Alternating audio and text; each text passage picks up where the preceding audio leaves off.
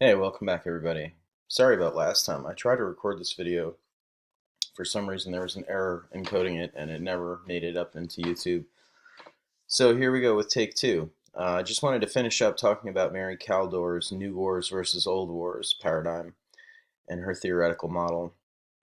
Get a little bit more into detail about what she means by identity politics, because Kaldor is using this term in a very different kind of way. Now, maybe you guys have heard about identity politics in an American context where if you are female, you should align your voting and your politics with interests that align with female interests, according to feminists usually. Or if you're African American, that you have to coalesce a particular political identity around the issues facing African Americans. This is typically how identity politics is described in an American context. But remember, Kador is a British professor writing about international relations, so she's looking at it from a global perspective. And that's why she has a very distinct interpretation of what identity politics means. And she's saying that we should see identity politics not so much as racialized or gender based, but more in the sense of it being globalization based. That there are identities in the world, there are cultural practices in the world, even languages that are threatened by globalization, that are threatened by the emerging global order of today. And so in her book, she describes the global local divide is the foundation, is at the heart of this identity politics controversy. So let me explain what this means. There are people that belong to the global class. And Kaldor says these are people who generally are trained to speak English, are educated to speak English, which is the language of the world today, the language of global communication predominantly, has been really going back to the medieval period through the 1800s, it was French and Spanish. But today, with the emergence of America as the dominant English has become the dominant language of global trade and global communication. Um, the global class also tends to have access to electronic devices and the internet and digital communications. Things like credit cards or currency exchange. Those institutions are not available to billions of people throughout the world. There are billions of people who can't really leave their village, can't travel freely for a variety of reasons. They may not have the resources, there may not be the infrastructure, or, as is the case in a lot of Southeast Asia and places like Afghanistan, places that were riddled with conflict during the Cold War, your village might be surrounded by landmines that have been there for 30, 40 years. That could kill you if you walk over them.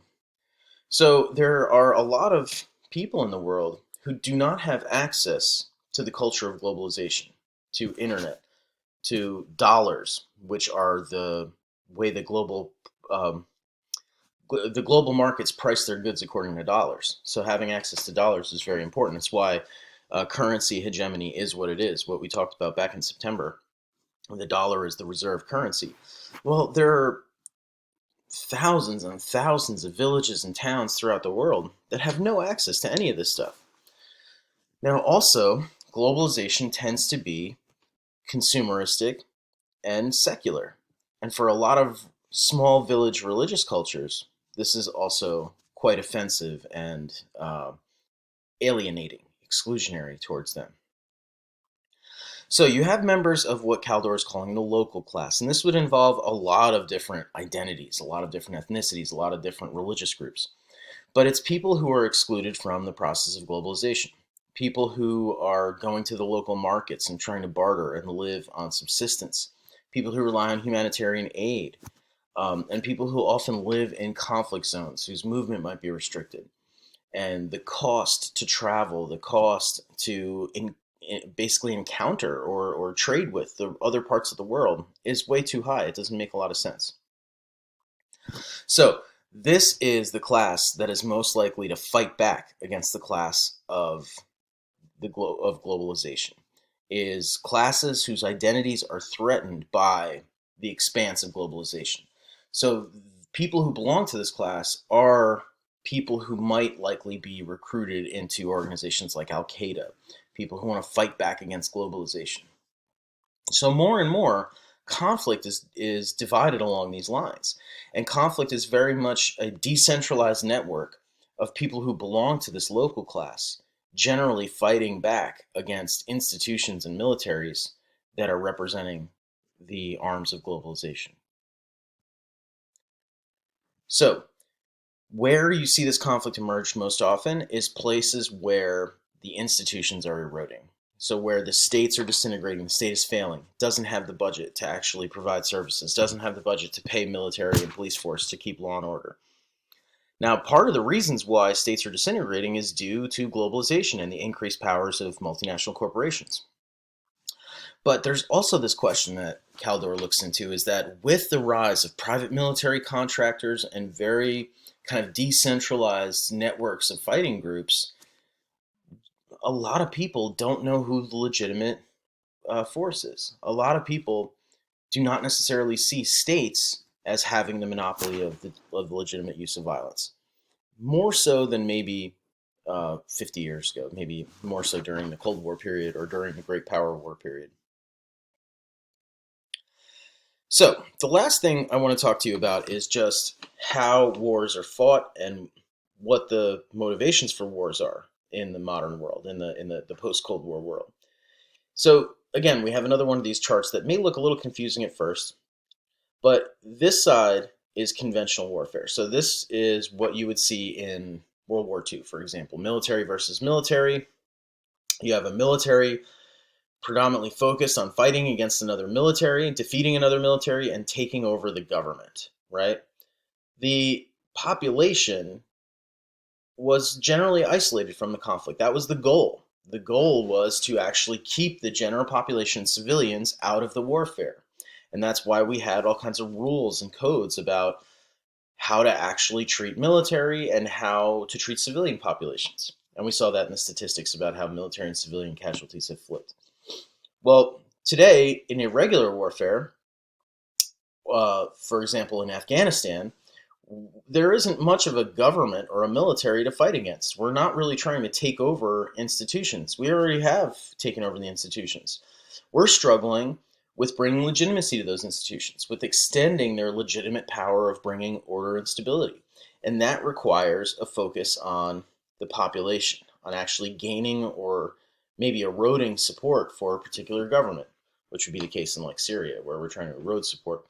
But we're actually focused on the civilians more. And that leads to a very different kind of conflict. Now, part of this is because the old paradigms of war don't make a whole lot of sense anymore. So war for state interests or to try to take over territory or, defending your national identity or honor, or this ideological conflict, kind of Nazism versus communism versus capitalism, in a globalized world doesn't necessarily make a whole lot of sense anymore. Even the communist nations are somewhat, have somewhat capitalized and have entered the global economy. Most of these justifications just don't make a whole lot of sense anymore. So, and one more point. The new military technology like nuclear weapons, biological weapons, chemical weapons, the satellite coordinated smart bombs and the ability to actually strike a country without actually having to put a massive force on the land, without having to put a lot of boots on the ground, means that the costs of warfare have gone up so much more. There's not necessarily a role for big state militaries as much. More so, we're fighting conflicts with coordinated efforts using private contractors and a lot more logistics and technology than actual military boots on the ground trying to defeat another military. Now, the other component of this global local divide is that with the technology, there has now been a mobilization of ideological spread. So this is true where in just general politics, where you see more extremism actually getting amplified in democracies all over the world. Generally, if you have a couple of wingnuts screaming some conspiracy theories in 1980, they're talking to themselves in a library in Brooklyn or something. Um, Today they're on social media and it's spreading all over the world, and those voices actually get amplified because people get outraged by them and they post responses and they hit likes and they get all upset about it. So that stuff actually gets way amplified in the age of social media. So now we have more extremism, um, And maybe that might be a problem for democracy in the future. But in terms of warfare, very, very often it's the case that we're fighting against some fringe movement rather than an actual coalescence of state, legitimate, violent military power. Now, the local class tends to see globalization as inherently corrupt, inherently biased, inherently Eurocentric, inherently Western favored. That that people in America and wealthy people in the world, wealthy families, control these institutions of globalization and oppress the local class. And as states become more and more coalesced with the global regime, members of the local class will identify less and less with their state. They will see their state as actually selling out to the great foreign powers rather than protecting their own interests. And that makes it harder for states to actually restore legitimacy. And of course, if there's no legitimacy, you often have this tendency to move towards gang, mob, tribal kinds of rule and more decentralized networks. And that has been the case, especially throughout the Middle East and North Africa. You have these conflicts that involve decentralized networks of groups fighting back against some state based, kind of legitimate military struggling with gaining legitimacy in the eyes of the population. Now, Kador offers some glimmer of hope, and she said, we need to reconstitute the notion of organized violence. And if you watched her lecture, she talks about how we need to reframe war as a massive human rights violation. And if we can actually get people to conceptualize warfare and violence as a human rights violation in the world today, then we could reduce the actual civilian casualties and this collateral damage of the conflicts that are ongoing today. And maybe we can restore a more peaceful way that states could resolve their problems and build those kinds of institutions that will actually meet the expectations of the population, to use Rummel's language.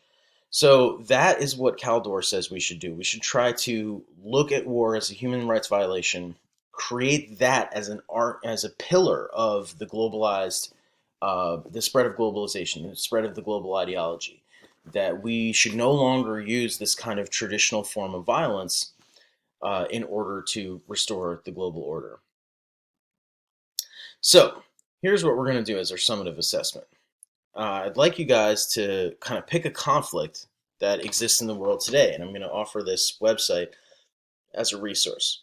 But I'll tell you what, before we get into this in more detail, I'm going to have a meeting with you guys next week, and we'll just review Mary Kador, R.J. Rummel, and what the project expects of you.